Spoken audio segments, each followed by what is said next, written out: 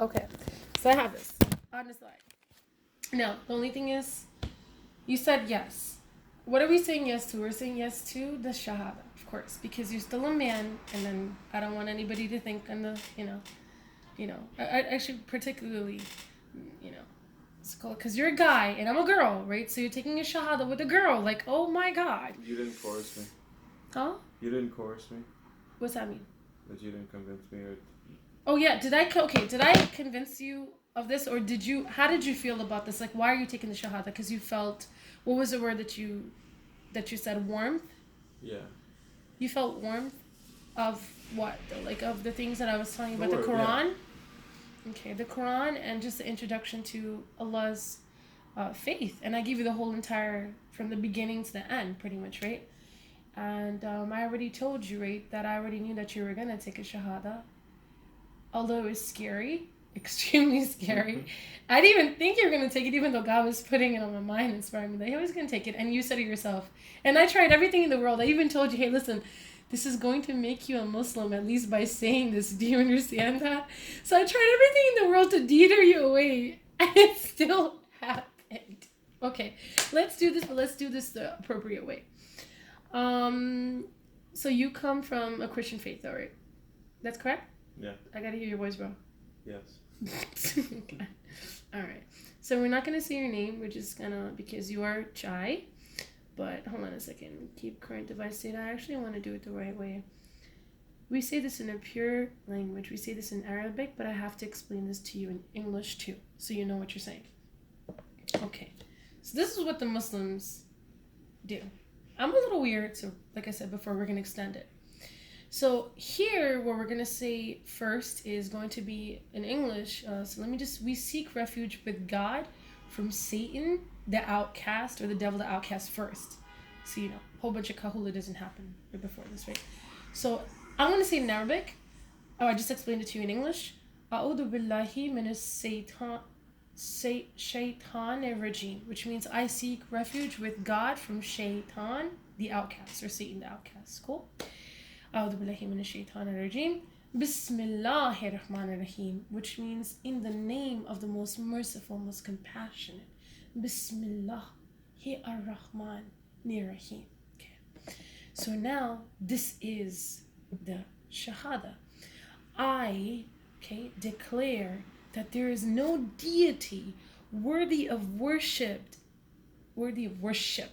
except Allah. Okay.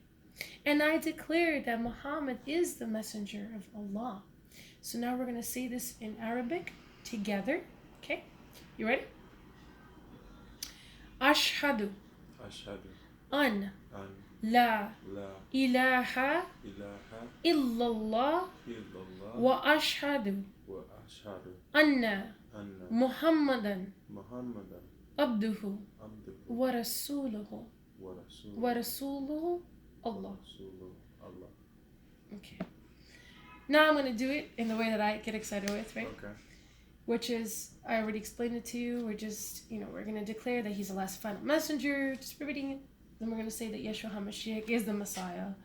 We're going to talk about Abraham, Moses, and Noah, and then that's it. It's a wrap. Okay? So, we're going to do it in Arabic. Ashhadu an لا إله إلا الله وأشهد أن محمدا عبده ورسوله يشوع HaMashiach عيسى ابن مريم مسيح رسوله موسى عليه السلام ورسوله إبراهيم عليه السلام ولي الله ورسوله ورسوله نوح عليه السلام ورسوله all the way up to Adam, all of the Rasulans are Rasuluh. We praise God to be the only one worthy of worship alone. We praise him, we thank him, and we ask him to guide us to guide us on the straight path. on the straight path. God inspired me to actually say the very first chapter of the Quran with you. So you're going to recite it with me. I know that you will. Bismillah. Bismillah. He ar-Rahman. Ni Rahim. Rahim. Okay. I'm going to say it in English, then I'm going to say it in Arabic, because I don't want you to say something that you don't know. Okay? 7 verses, and then that's it. Okay? What we just said was the first verse already. It means in the name of Allah, Ilah, most gracious, most merciful. Allah just meaning one God, just the God that created everything in the heavens and the earth. Alhamdulillahi Rabbil Alameen, which means praise be to Allah, the cherisher and sustainer of the worlds. So you're going to say with me, Alhamdulillah. Alhamdulillah. Rabbil Alameen. Alam. Next one is most gracious, most merciful. Ar-Rahman. Ar-Rahman. Ar-Rahim. Ar-Rahim. Master of the day of judgment. Maliki. Maliki. Yawm ad-Din. Yawm ad-Din. Thee do we worship, and thine aid do we seek. Iyaka na'budu. Iyaka na'budu. Wa iyaka Wa iyaka nasta'een. nasta'een. Show us the straight way. Show us the straight way. Ihdina as-siratal. Ihil. Di. Di. Nas. Nas. Siratal. Siratal. Mustaqima. Mustaqima.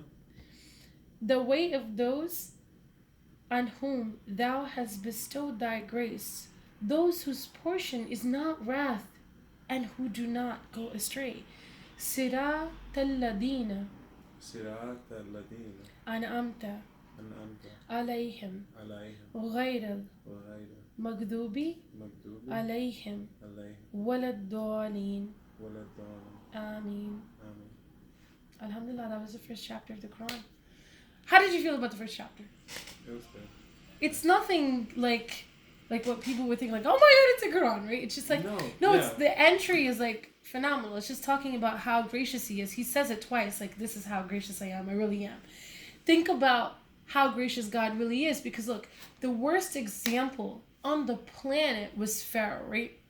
He killed, murdered, slaughtered, freaking took out a whole entire freaking kingdom of people, of, you know, the Israelites, whatever the case is. Just killing babies, dude. He's killing babies. That's like the worst thing on the planet that you could do. Although, you know, sometimes it can get really annoying when they're screaming and stuff like that, but to kill a child, come on, man. So the worst example on the planet is Pharaoh. And you know what God is doing? God is still giving him 9 signs. Like, hello, come and turn to me. Yeah. You know, seek repentance and forgiveness. Like, you really messed up. You need to come. So he sends 9 signs, and this guy still doesn't get it. But then only he comes to God, and he takes his shahada, by the way, when he sees death coming. Because now he has no power over death. He's going to die too, right? So that's when he came to God. We're not supposed to come to God when we know it's all going down. Yeah. We're supposed to come to God way before that, at least, you know, halfway into our lives. Just saying.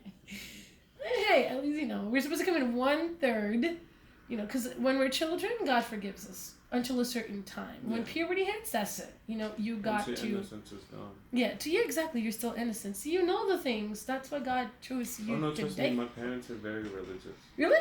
Yeah, I grew up in Wait church. till you tell them. Sure. They'll kill Yes! me, Hold on a second. With your what? They'll They'll kill me, but... They'll kill you? Yes, ma'am. How can I help you? Is it direct deposit or is it check? That's what I mean. I didn't get it yet. The big one. They're still processing everything. All of the taxes are still being processed by the IRS. They're still processing it. Oh, they're still processing. They're still processing. Everybody's, well, majority, not everybody. Majority of the people still being processed. Okay, so I'll get it later. God willing. Musical, that's the best thing. Thank you. You're welcome, miss. Okay, so that's, yeah, see, everybody's IRS checks are still processing because of the stimulus and stuff, and then this thing and that thing. So anyways, so your parents are really religious? Oh, yeah. Yeah. I grew up in church. You grew up in church? That's why I followed the thread of you mentioning all the stories of the Bible and everything.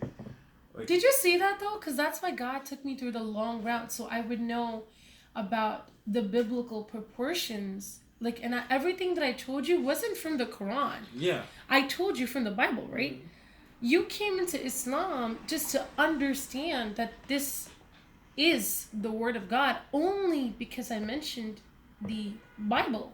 Not and in only. some parts, I mean, some parts of the Quran too. I've always thought of Islam to be sort of like a mirror to Christianity.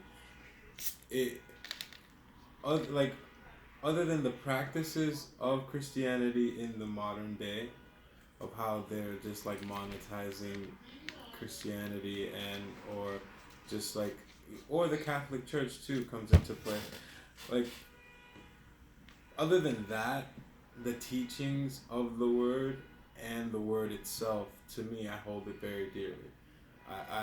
I mean, other than like, I could go out, I could drink, I could smoke, I could do whatever, but when it comes to a game time moment, let's say, will I do the right thing? Of course I will, because I don't like harming people. I don't like living with the fact that I know that I did something wrong, and at the end of the day, I could pay for that. Can I tell you something? God wants his righteous. The term is to be righteous. Yeah. Right? So everybody comes from all of that. But if you have that spirit of righteousness, he's going to pull you in. Because he knows that you're righteous. Yeah. You know? So everybody, no man is without sin. Even the example of the Messiah or Isa. You know that story with like when everybody picked up a stone to stone the woman, right? He told all of them, he said, the person that throws the first stone is the one that has no sin. There's not a single person on this planet except, which I can only say about Yeshua, other than him. Why do I say that about him? As a Muslim, even that I'm saying. Why? Because he's created out of a smaller light. That's what God made me understand. That even the angels are created out of a smaller light. Him is in a topic alone. If you study the Bible, right, you'll see a lot of, when you get into like heavy duty studies, right, you'll see that there's a lot of scholars out there that are also kind of tying him to the angel of the Lord. I don't know if you've seen those verses there in the Bible. It also mentions an angel of the Lord doing the same works as Isa or Yeshua. So what God also made me understand by inspiration is that he is also made out of light, but he was put into the body of man. That's why he's called Son of Man 286 plus times. The 4 centuries after Christ came, right, the Messiah, all of them practiced just like Muslims. They never took him to be the Son of God. They took him to be the Son of Man and a Messiah and as a prophet. But in the Bible, it also does say that there will come a time where people will be calling him as a teacher or a counselor, the son of, God forbid, right? But that's people saying it. That's not what he said. Remember what we talked about? And we said that he came and he said to the devil, he said, to the devil and to pretty much his whole entire ministry, which most of it he read from Isaiah, like most of the KJV, the red letters that you'll find is from Isaiah, right? The book of Isaiah. And then that's what he would read. But was it called, his thing was all just giving all glory and worthy to God. He came to praise God, and that's what, John had said too, that he came as a witness to the greater light, which is God. So he never came to do anything new. So when he himself says, I didn't come here to change the law, what is he doing? He's just completing it. So it's so beautiful to know that that's a common denominator.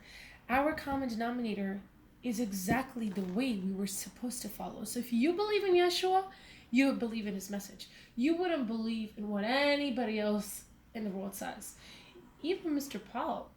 Mr. Paul was not an original disciple of Christ. Neither was Luke, by the way.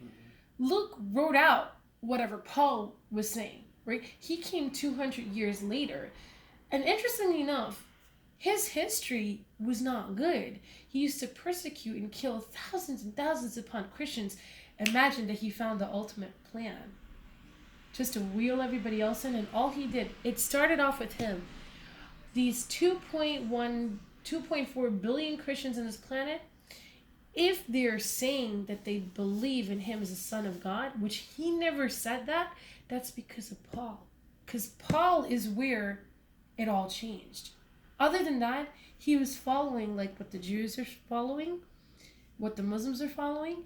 It was the same thing. We all believed in one God. But it was only after Paul came that everything changed. So technically, who was the false prophet then? Oops. Who was the false disciple then? Because that's what God showed to me. It's my testimony. Paul was, in a sense, always a disciple. He was never a disciple. Disciple means to walk with Christ. He never walked with Christ. He came 200 years later. He was never a disciple. The only original disciples were, was it called, or Christ? Those The 12. people that were. But afterwards, I think I'm gonna actually have to come back and look that up.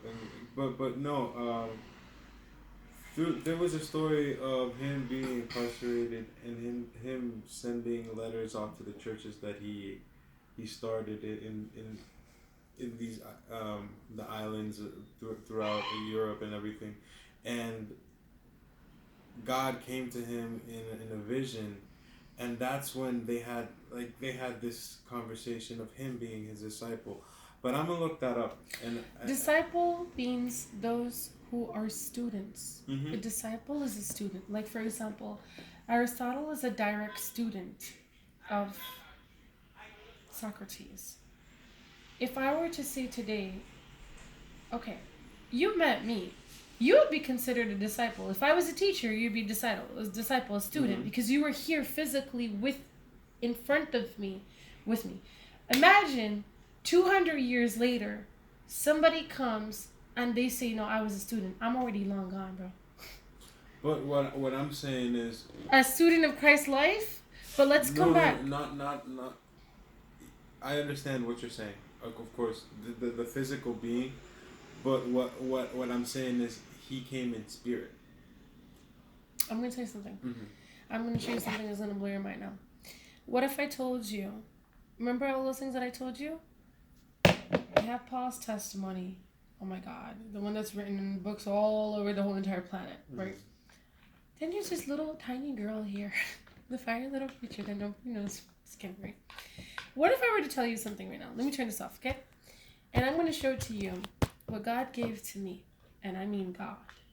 Which is the reason why you're still sitting here. Which is the reason why you took a shahada today. God gave to me something that the whole entire world knew not. And you're going to be the first person to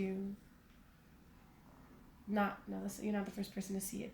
But you're the first person to see it after a testimony or shahada.